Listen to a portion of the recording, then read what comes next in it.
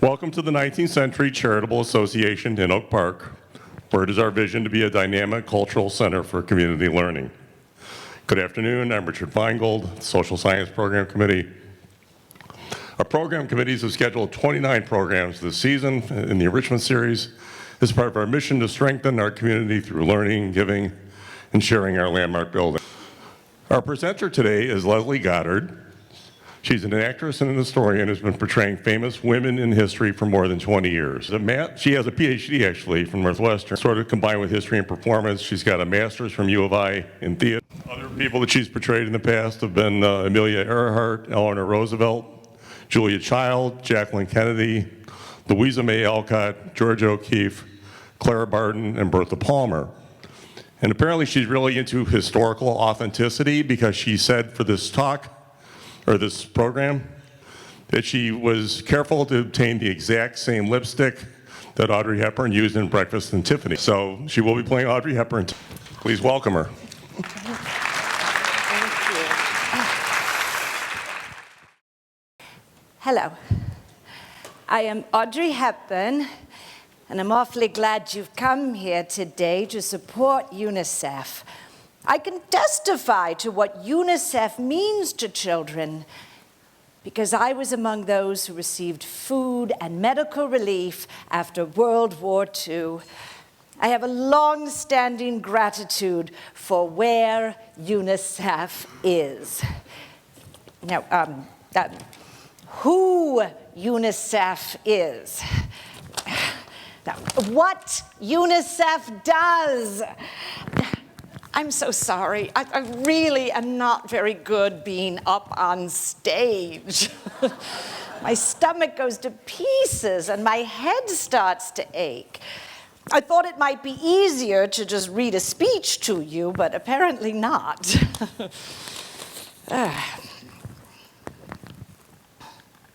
Yes, I have vices. But I've been up since 4:30 and I need a pick-me-up.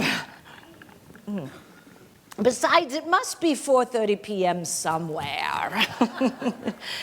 Sometimes, you know, I smoke like mad just to keep my nerves down. 3 packs a day sometimes. But really, I don't like to talk about my personal life. That's where I'm different from most actresses. And my personal life is not that interesting. I am going to sound like a thumping bore, but my greatest desire has always been to be right here, my little farmhouse. I bought this farmhouse here in Switzerland back in 1963, and I named it La Paisible, which means the peaceful place, and it certainly is. A perfect day to me would be being right here with my 2 sons and my partner, Robert Wolders, and our dogs, and a good movie, and a wonderful meal. I am really blissful when that happens. But I did not want to cancel on you today because I do want to talk to you about UNICEF, about the work that they're doing and whether I ought to do more work with them. They've asked me to be their international goodwill ambassador, and I need to decide if I should. I went earlier this year with UNICEF to Ethiopia, where children are really suffering. I said to the organizers, but will people in Ethiopia even know who I am? And they said to me, oh, no. Most of them have never even seen a movie, but they will be very glad to see you because they'll know you come from UNICEF, and they do know that. They don't know Paramount Pictures, but they know UNICEF. So I went with them, and I helped them with vaccination programs and distributing food. And in those little children's faces, I saw a little something of my life. not my life, of course, but something of my life. If I were ever to write an autobiography, which I never would do, but if I did, I know exactly how I would start it. I would start it like this. I was born on May 4th of 1929, and I died 3 weeks later. It's true. My mother was a Christian Scientist back then, and I had a terrible attack of whooping cough. And it got so bad, my heart stopped. But my mother revived me. My mother revived me by refusing to give up on me and spanking me. And I think it affected my whole life. That was my mother. Very strong, very determined. She was a Dutch Baroness, Ella von Hemstra, very beautiful, intelligent, but, born in 1900, very Victorian. It was not considered proper to show off. Don't make a spectacle of yourself. Don't make others make a fuss over you. If I ever needed help, she would say to me, "Hold out your arm." Everyone, would you hold out your arm for a moment? She would say, "If you ever need a helping hand, there it is, right at the end of your own arm."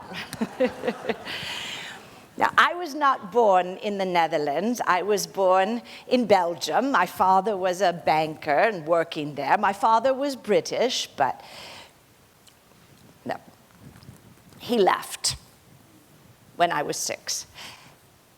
I remember I walked into the kitchen one morning and my mother was crying. And I said to her, "Mommy, what's the matter?" And she told me, "Your father is going away on a trip and never coming back." I missed my father terribly. It was a trauma that had a very large impact on me. I'm always sure people I love are going to leave. But my mother decided it would be good for me to speak English, being born to a British father, and I was sent to this lovely little boarding school in England. Once a week, a young woman came down from London to give us all ballet classes. I loved that. But several years later, as war was breaking out across Europe, it was decided that the best place for a child would be with her mother, so I was sent to Arnhem to live with my mother. I was on one of the very last planes out. That was in September, and in May, the Germans marched in. It was a very scary time. I was 11 when the Germans arrived, and I was 16 when the war was finally over. And that's when life began again. As soon as I could, I wanted to be a dancer. And I got a scholarship to this wonderful dancing school in London. My mother and we arrived with nothing. I was very, very keen on my dancing lessons. I practiced over and over. Although it was very clear early on I was never going to be a great dancer. I'm much too tall, 5 feet 7 inches, and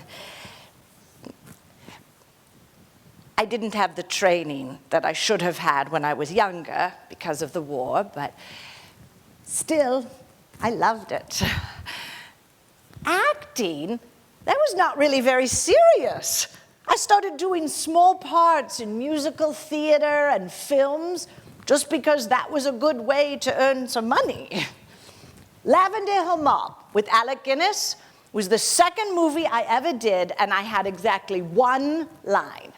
I was to walk up to him and say, "Oh, but you're a darling. Thanks ever so much." That was it.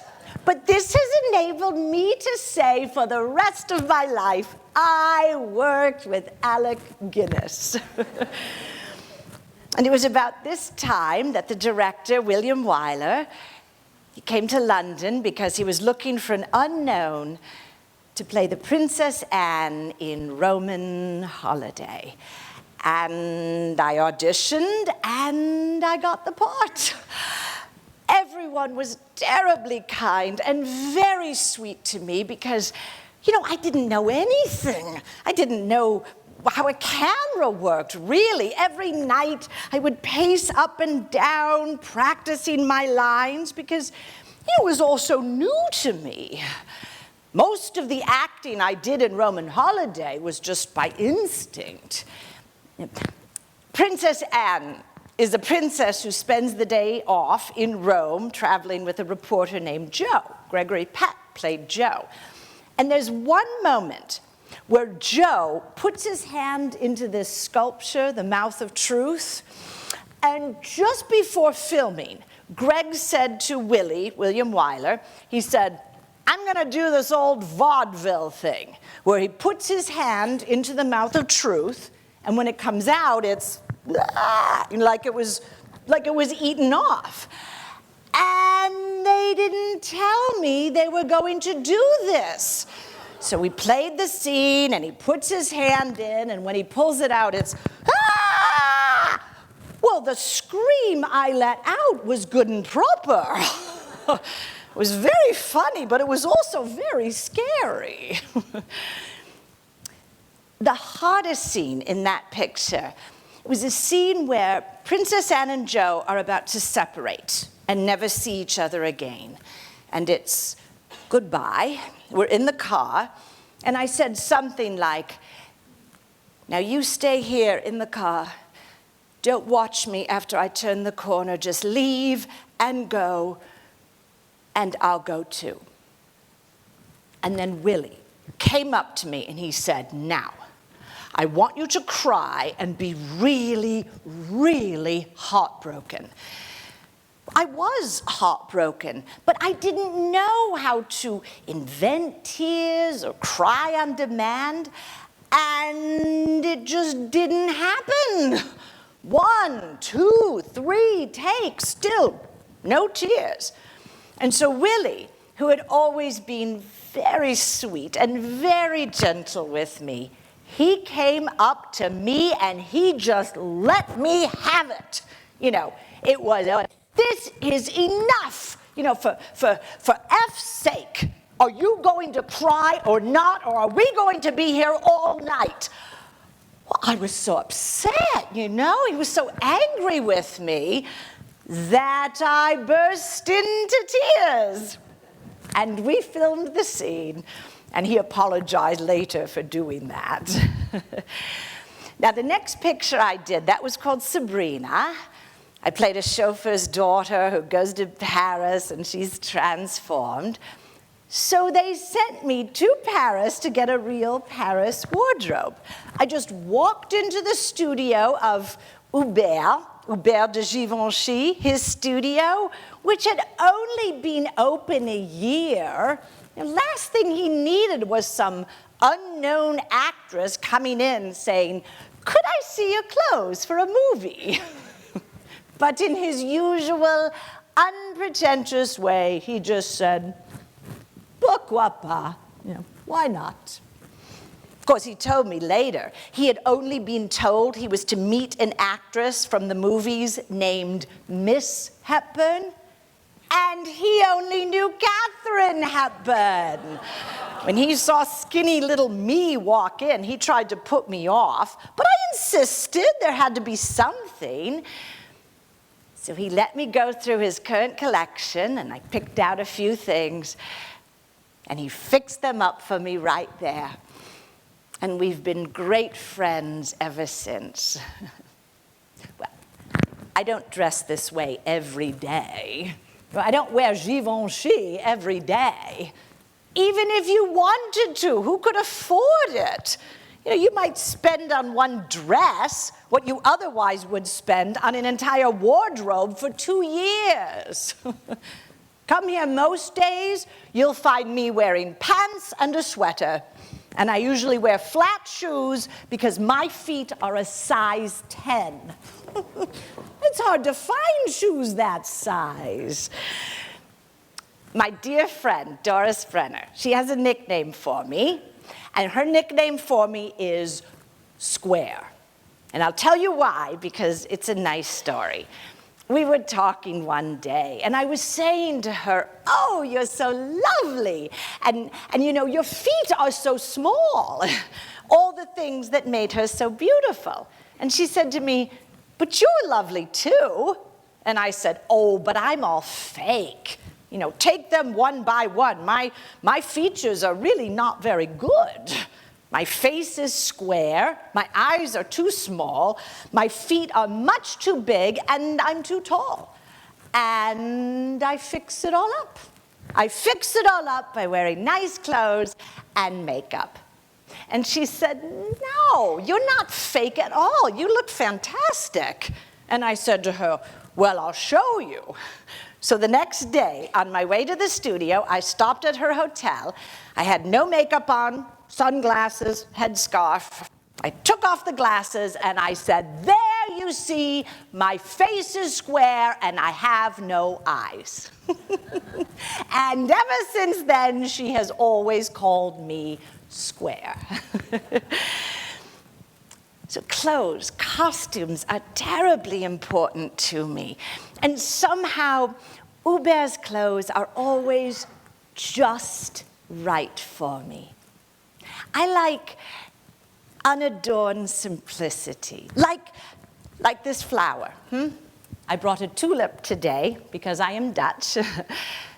I always buy the smallest possible vase so I can have just one or two blossoms. That's how I like things, unadorned and beautiful in their simplicity. And that's what Hubert's clothes are. Clean lines, maybe some pleats or a little bow to give it a lightness.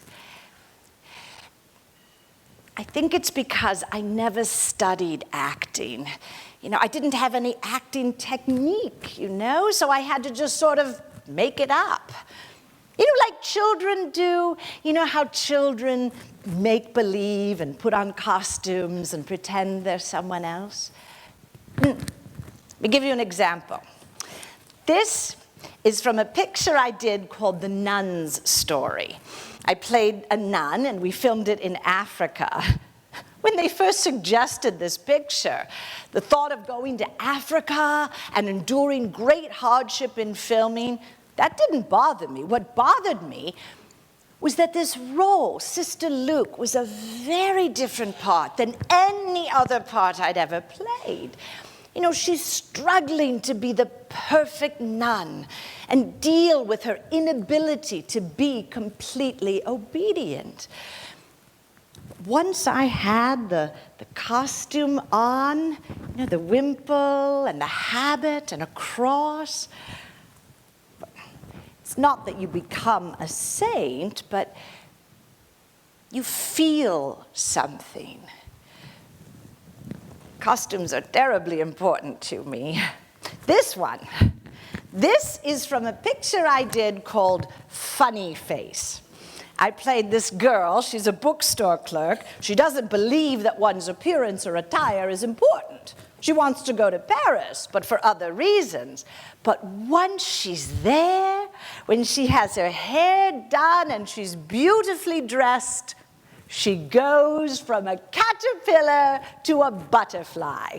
This is from a scene I did where I was wearing a red strapless evening gown, and I had to go racing down this staircase in front of the winged Victory statue. I had to race down the stairs and not look down and not trip. It was just, take the picture, take the picture, take the picture. And it was just good luck. I did it once, and I didn't break my neck. I did all my own singing in Funny Face, and all my own dancing, too. I love the scene where Jo, my character, she's at a bohemian cafe, and she does this wonderful, expressive dance. Great fun. Of course, what I worried about in that picture was dancing with Fred Astaire. As any woman would be worried, you know. Fred is so unique. But what was so lovely was that he made you forget yourself. You know, I'd studied dance, but I was certainly no Fred Astaire, nor was I Ginger Rogers. But he just put his arms around me, and we tried something, and it's wonderful, it's marvelous. It was like floating. It's every woman's dream to dance with Fred Astaire, and it happened to me. He just swept me away. It was rather the same thing with my first husband, Mel Ferrer. Yeah, I had known Mel from the picture he did called Lily, and I admired him. I met him in 1954. I liked him, I loved him, and I married him, all in the same year. Same year I won the Oscar for Roman Holiday, and I won a Tony for a play we did called Undine. Everything in those days was just a dream come true, but not the most cherished dream. For that, I had to wait until 1960, which is when my son, Sean, was born. What I have always had, and perhaps was just born with, was this tremendous love of people, of children. I loved them when I was little. When my mother and I would go to the market, I would embarrass her by picking babies out of prams. I'd always wanted to be a mother. When Sean was born, I couldn't believe he was really ours. We named him Sean because it means God is gracious. And he certainly is. I did go back to work, but only if Sean could be with me. So Sean and Mel, they were both with me when I did a picture called Breakfast at Tiffany's. I love that picture. I love the ambiance of it. I love the dialogue, the whole thing. I played Holly Golightly. She's a good time girl, what they call in America these days a kook. She gets great fun out of walking down Fifth Avenue at the crack of dawn with a breakfast that she picked up at a deli. Because I've always hated pastries, especially Danishes. I said to the prop man, couldn't I have an ice cream cone instead? Now, I guess that's not very breakfasty. There's two things I remember the most about Breakfast at Tiffany's. One is that Holly had this orange tabby cat. Wonder if I can still do it. Let's see. Oh, he's all right, aren't you, cat? Poor slob without a name. I don't have a right to give him one, you know. We don't belong to each other. We just took up one day, down by the river. I don't want to own anything until I can find a place where me and things go together. I don't know where that is, but I know what it feels like. Feels like Tiffany's. That's right. The jewelry store. I'm crazy about Tiffany's. Listen, you know when you get the mean reds? No, not the blues. The blues are when it's been raining too long or you're fat. You're just sad, that's all. The mean reds are awful. You're afraid and you don't know what you're afraid of. And when that happens, what does any good is to jump in a cab and go right down to Tiffany's. Cheers me right up. Quietness, the grandeur of it. Nothing bad could ever happen to you in Tiffany's. Now, if I could find a real-life place that made me feel like Tiffany's, well, I'd buy some furniture and give the cat a name. I can still do it. Do you know, after that picture came out, adoptions of orange tabby cats went up by 30%. The other thing I remember is that Truman Capote, who wrote the novella, he didn't want me in the part. You know who he wanted? Marilyn Monroe. I do understand Holly Golightly is very much an extrovert, and I'm not quite that way. I am very much an introvert. But when she's standing there with her breakfast, she's on the outside of Tiffany's, longing to be in. She's not an insider, she's an outsider. She's vulnerable, and I do understand that. Oh, how lovely to have Johnny Mercer and Henry Mancini write a song just for my sort of limited range. See if I can do it. Moon river wider than a mile, I'm crossing you in style someday. It's about friends going on an adventure. Even though you know it might end badly, you still decide to go, have the adventure, follow that river to the rainbow's end. You know, we premiered this picture in San Francisco, and after the screening, we all gathered together in the hotel suite of the new president of Paramount. I remember he was puffing on a cigar, and he was pacing up and down, and finally he stopped and he said, "I'll tell you one thing, we can get rid of that song." I jumped to my feet. "Over my dead body," I said. And as you can see, I'm still here. The song stayed in. So important. But I think the most important costume moment was in a picture that I did called My Fair Lady. It's a musical. I played this Cockney flower girl who wants to learn to speak properly. And there's a moment in this picture where I have to come down a staircase, beautifully dressed for the first time. You know, the last time the audience saw me, I was still grimy and I couldn't speak properly. And around the staircase, I come in this absolutely sublime white ball gown. All I had to do was just walk down the stairs. The dress just made me do it.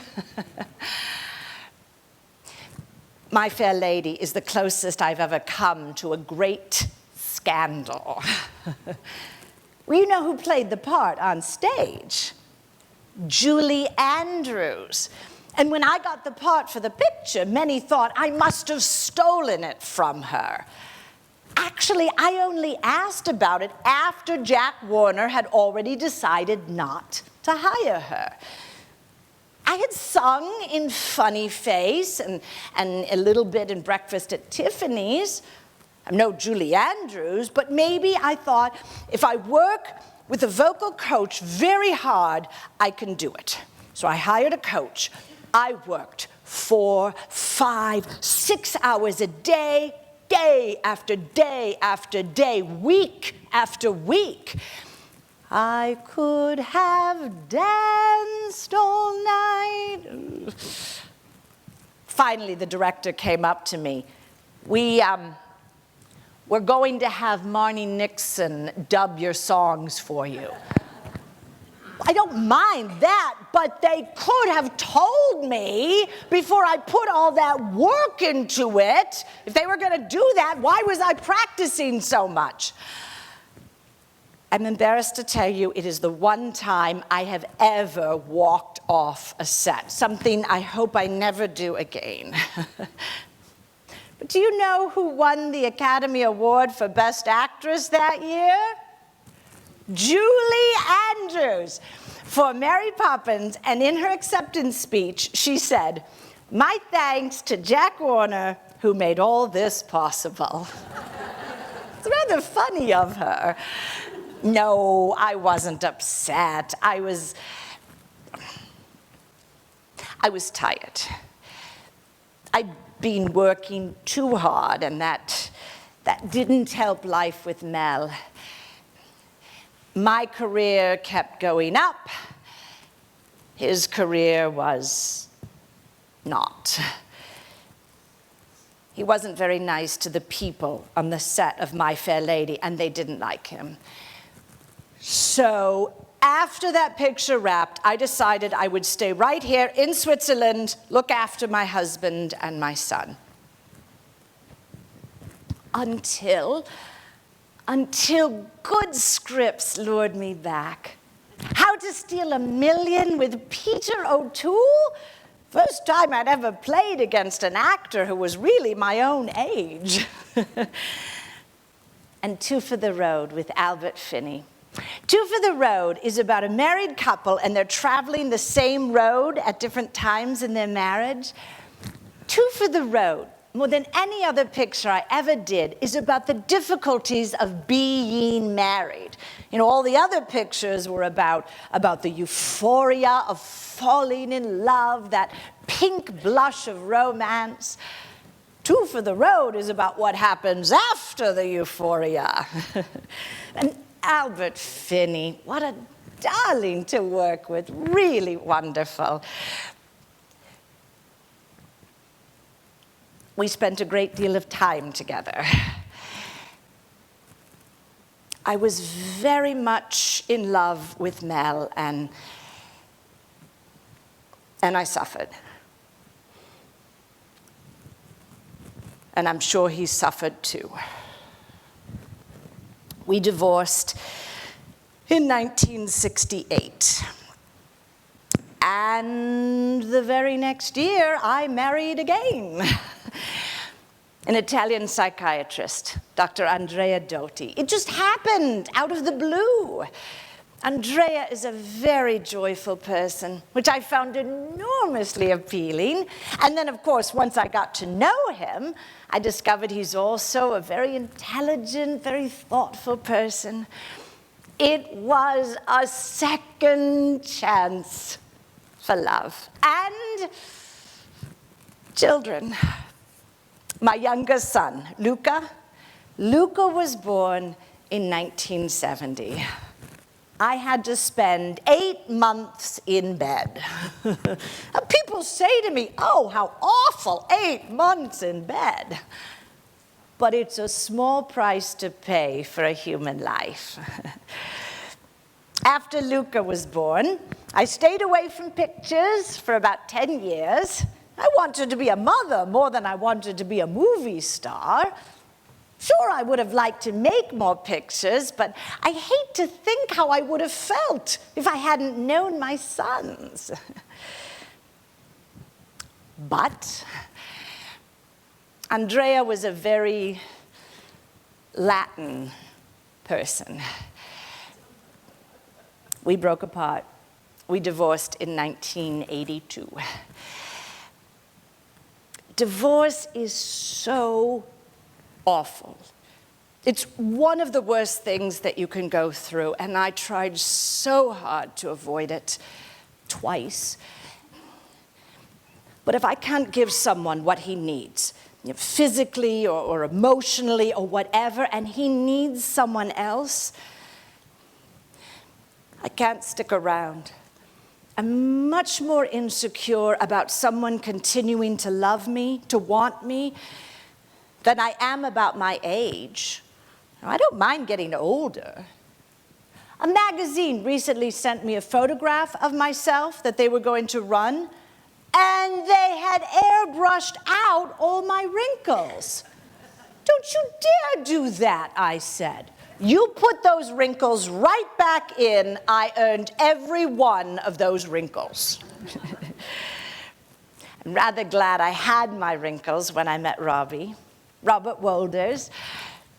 He's my current partner. We met at a dinner party, and we discovered as we're talking that we're both Dutch, and we lived very close to each other during the war, and he's an actor, and we're very happy to meet each other. We've become such warm, loving friends. We are a couple, yes, but we see no need to marry. At our age, why ruin a good thing? But I was getting older, and the problem with a movie star is, what do you do when they turn 50 or 55? I can't play an ingenue all my life. So suddenly, there I was. My sons were grown up, and there were no movies that they sent me scripts for that I wanted to do, and no book I ever wanted to write. But you know, I still have energy. I still have life. There has to be one more dragon to slay. And that's when UNICEF came. But I really don't know. I've never done anything like that before. I'm not a humanitarian. Of course, I probably hold the distinction of being the one actress who never looked for and never sought an acting career. At every stage of my career, I was asked to do things I wasn't prepared for. I was asked to act when I couldn't act, and sing when I couldn't sing, and do all sorts of things I was not prepared for. And every time I've succeeded, I've really been amazed. And my mother, too. I can remember my mother once looked at me and she said, "Considering that you have no talent, it's extraordinary where you've gotten." She did say that, oh yes. She said it right in the middle of all the lovely successes I was having. And that's what I've always believed. The only thing I ever really wanted to do was to be a dancer, but the war. Do you know, I remember the day that the Germans came into Arnhem. They had told us all to keep the front curtains tightly closed. But of course, my half-brothers and I, we all peeked out. We saw German tanks rolling down our street, and German soldiers with guns pointed straight at us. It was a terribly scary time. One of my brothers was taken by the Germans. They sent him back to Germany to work for them. My other brother went into hiding. One of my uncles was captured, and when he refused to name members of the resistance, they killed him. But a child is a child is a child. You live for the day. We kept going to school as long as we could, and dance classes, and sometimes we would give dance recitals where all the windows were blacked out so the Germans wouldn't know, and at the very end no one could clap, and then we'd take up a collection and all the money would be sent to the resistance. I spoke English, so sometimes they asked me to bring little messages and food to Allied soldiers who were hiding in the woods. I would stick them in my sock sometimes. And as I went, I was always picking flowers, because, you know, we were not supposed to be in the woods. And it's a good thing I did, because one time some German soldiers found me as I was coming back, and I had to say to them, "I know I shouldn't be here, but the flowers are so pretty, aren't they?" You should have them. And they let me go. The last winter, the hunger winter, we were on starvation rations. The Germans had blocked supply trains from coming into town, so there was no food. For months, breakfast was 1 cup of hot water and 1 slice of bread. Sometimes green bread, because the only flour that we had came from peas. One of my brothers ate dog biscuits when there was no other food. Others ate tulip bulbs. The longest I went without food was 3 days. I can remember my aunt saying, "Well, we have no food for tomorrow. Let's all just spend the day in bed. Well, less energy required." On the morning of our liberation, my mother, my aunt, my grandfather, and I, we all tiptoed upstairs from the cellar, and we dared poke our heads outside. Several British soldiers were standing there, pulling back on guns pointed at us. When I saw them, I blurted something out, and the instant they heard their own language, they let out a whoop. One of them said, "Not only have we liberated a town, we have liberated an English girl." And then soldiers came in with chocolates and cigarettes. One Dutch soldier gave me 7 chocolate bars, and I immediately ate all of them. But you know, I wasn't prepared. I couldn't keep them down. My stomach had been empty too long. Still, I loved it. To me, liberation has a very particular taste and smell. It is the taste of chocolate and the smell of British petrol and British cigarettes. And then the group that would later be UNICEF came in, and they filled the schools with boxes of food we could take home with us, and medications and blankets and clothing that had barely been worn. We were amazed. We lost everything in the war. We lost houses, we lost money, we lost our health, but we didn't give a hoot. We were alive, and that was all that mattered. So that is why I understood a little bit when we went to Ethiopia earlier this year. The first village that we went to, we saw mothers and children who had been walking for a week or 10 days looking for food or clean water.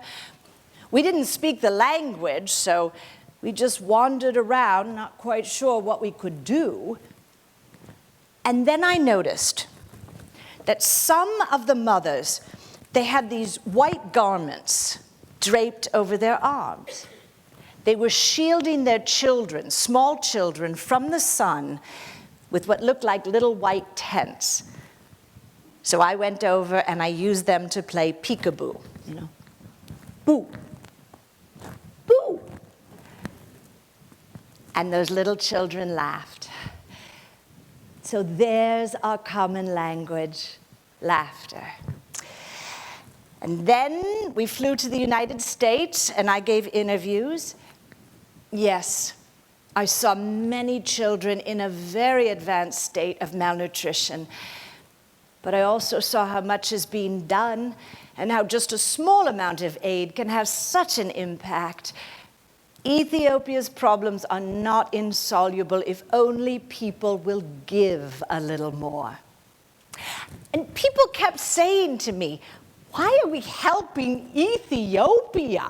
You know, it's Marxist, it's run by a terrible man." And I would say to them, "But we're not helping the regime. No money gets sent there. It's medication, it's technical assistance. It's anything imaginable for those circumstances.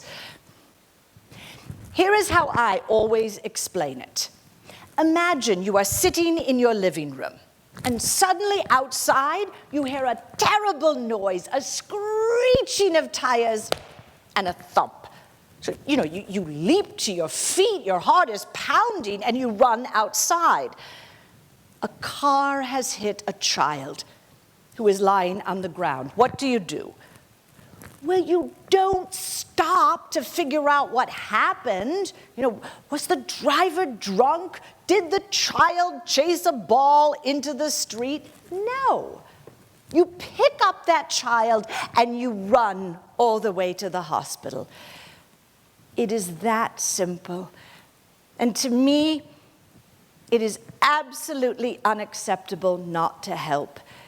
It is illogical and inhuman and totally without love. I've seen it. And I'm filled with a rage at ourselves. I don't believe in collective guilt, but I do believe in collective responsibility. And so do you know, I think I must do UNICEF. I must do UNICEF because of my name. Let me tell you what I mean. I can remember years ago, my father-in-law, he had had a stroke and surgery, and he was terribly unwell, and his wife put him in a hospital, but not a very good one because she was distraught. This wonderful man who had been so brave, fighting the Nazis and working as a journalist, and now here he was, immobile in a tiny room with one other man, another patient, a roommate. My son Luca was with me, and he was watching this other patient, and suddenly he said to me, "Mommy, that man has died." And I said, "Oh no, Luca, he's sleeping." But I went over, and he was. The lack of attention to this man when he was alive, and the lack of urgency on the part of the nurses on discovering he was dead. Now, Luca loved his grandfather, so I called a much better hospital, and I said to them, "Hello, I am Mrs. Andrea Doty, and I'm looking for a hospital bed for my father-in-law." And they said, "Oh, we're so sorry, signora. There are no beds available. Call back in 6 months." When Luca heard that, he was distraught. "But Luca, there's only so much we can do. It's hard to find any hospital bed in the summertime." And then Luca said the most extraordinary thing. He looked at me and he said, "Mommy, for once in your life, use your bloody name." All my life, my mother always said, don't show off, don't make others make a fuss over you, don't make a spectacle. And she was quite right. But in this case, Luca was right. So I called that hospital and I said, "Hello, I am Audrey Hepburn, and I'm looking for a hospital bed for my father-in-law." And do you know, this time there was a bed. This job, this career that I never sought out and never even wanted, has given me something remarkable. I've been so fortunate to be in the business at a time where there were these wonderful directors and wonderful co-stars, and they wanted to work with me. And it's been a sort of miracle in my life because I haven't made that many pictures. And it has left me with this name, this whatever it is that makes people want to see me and listen to what I have to say, that I can use to help others in great need. And that's a marvelous thing. Perhaps all I really need is just the right costume. Everyone, do you remember my mother always told me, if you ever need a helping hand, there it is at the end of your own arm. All of you hold out your arm again. Now, hold out your other arm as well. Because I say, always remember you have two hands. One is to help yourself, but the other one is to help other people. Always remember you have two hands. Thank you all so much. Thank you. Thank you. Thank you. All right, well, let us then open it up for questions. Yes. So I know that you want to be historically accurate, and I listened to your script, and the whole time you talked about World War II, you talked about the Germans. Yes. The only time you mentioned a Nazi was after the war in the hospital. So tell me, were the Germans painted as the enemy and not the Nazis? Were the Germans painted as the enemy and not the Nazis? No, not to us. But to me, all the Germans that all the Germans I encountered were Nazis, and I hadn't really met any Germans who weren't Nazis. Now that's not probably very fair of me, but it was a very awful experience. So to me, they merged in my mind, to the point that I live in Switzerland, but I do not want to live in the German-speaking part of Switzerland. I live in Tolitz-Naas, which is in the southwest corner here of Switzerland. So you're right, I probably should call them Nazis, but it's hard to do after all the Germans you know are Nazis. I have a comment about your singing, Moon River.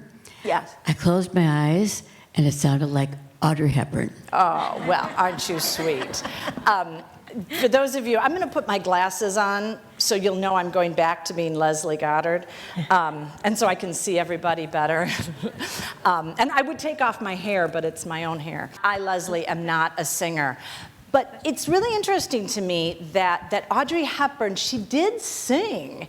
In fact, if you listen to My Fair Lady, about 5% of the singing is Audrey Hepburn. She was not a bad singer at all. And Moon River is a great song for someone who's not a great singer because it's a very narrow range. And you don't have to hit super high notes. I could have danced all night. So bless you, that's very kind of you.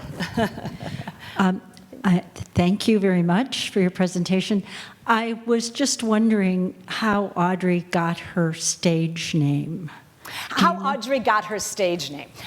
When Audrey Hepburn was born, she was christened Audrey Rustin, which was her father's last name. However, over the years, her father believed that he was related to the 4th Earl of Bothwell, who was Hepburn. And this was one of the husbands of Mary Queen of Scots. He really wasn't. There was like through marriage, but there was no blood connection. But probably at the urging of Audrey's mother, he started to use the name Rustin Hepburn. And probably at her mother's urging, she started to call herself Audrey Hepburn.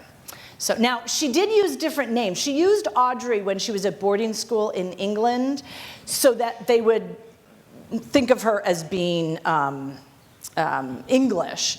When she went to the Netherlands during the war, she was referred to as Edda so that they wouldn't, her classmates would not think of her as British, would think of her as Dutch. So but she was using her own name. but no relation to Catherine, if you're curious, because I wanted to know. Yeah. What happened to her sons? They both are doing very well. They both live in Italy now. Well, they both grew up in Europe. Sean he worked in films. He was a film producer and directed a few films.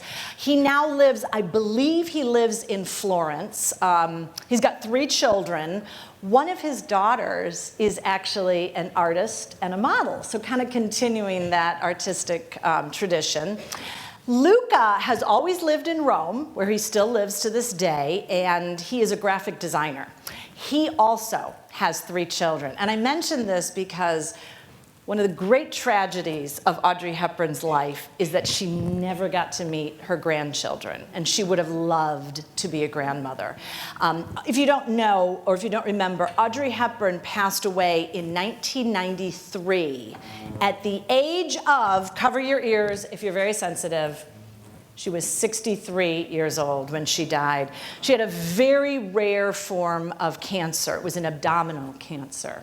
And what's really unfair about that is she had been working for several years as a UNICEF Goodwill ambassador. So she'd been traveling to developing countries, places like Bangladesh and Ecuador and Somalia. And people thought maybe it was a virus, maybe she picked up malaria. So it took a while for the diagnosis. And when the final diagnosis was made, it was too late. So she died in Switzerland, and she is buried not far from where her house was. It was her place came on the market a couple of years ago, asking $21 million. And my husband would not buy it for me. So go figure. So, yeah. I went 2 times in Tolochenaz to Oh, have you? 2 times to Tolochenaz in Switzerland. And the first time I was with my friend, I said, because it's a little town, It's tiny, 2007. right? And from the cemetery, you see our house, Yes. I said, oh, no problem. We're going to find, because, it's a big star, Yes. We have to look of every grave, because her grave was exactly like the other people. Oh, and isn't that it was amazing? white roses, that's all. Yes, it's very true. If you didn't hear, she's buried not very far from this house that she adored, and it's a tiny town. And if you go through the cemetery, her stone is, you have to go to every single one because it's identical to everybody else's. And that's so typical of Audrey Hepburn. When she flew on airplanes, she flew economy because she said, who am I to be flying first class?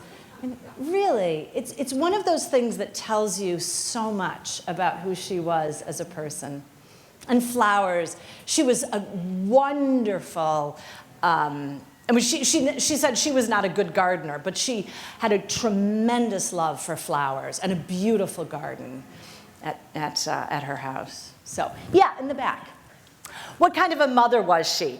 She was a very loving, very demonstrative mother. And both of her sons have written books about her, both Sean and Luca. Luca wrote this wonderful book that's like a cookbook memoir. It's really wonderful. And they both say that she took lots and lots of time with them. She was the kind of mother who went to every single school event, every single athletic game that they were in. Sean writes about how many, many nights the 2 of them would just bundle up in her bed and watch old movies and eat popcorn and just talk about everything. And I think it's because of what happened to her in childhood. That her father leaving when she was 6 was tremendously traumatic. And she always said it was the trauma that shaped her whole life. So she didn't want to be like that. She was never going to abandon her children.